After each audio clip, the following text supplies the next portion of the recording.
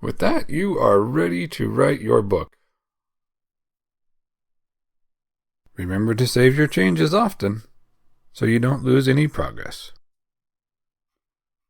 So let's take a look at the next step, which is spell checking and proofreading your finished manuscript. Spell checking and proofreading is an important step that's easily forgotten or overlooked. To check your document for proper spelling and grammar, go to the Tools menu and select Spelling.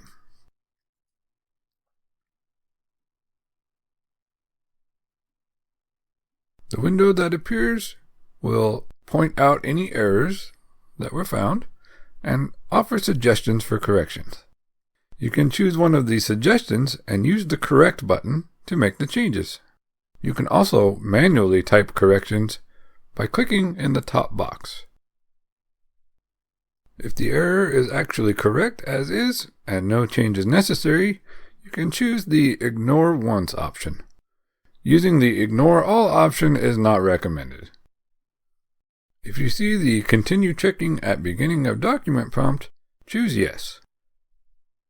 Once all corrections have been addressed or made, you will see the Spell Check is Complete message. Just click OK, and then close the window. It is important to also proofread your entire manuscript. To make sure there are no errors, Spelling and Grammar Check does not catch every issue. While it is a helpful tool, you will want to rely on your own capabilities as well.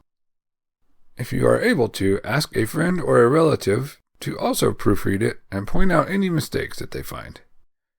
Another helpful tip is to take a break from your manuscript and come back to it later to proofread. For example, you could wait overnight and proofread it in the morning.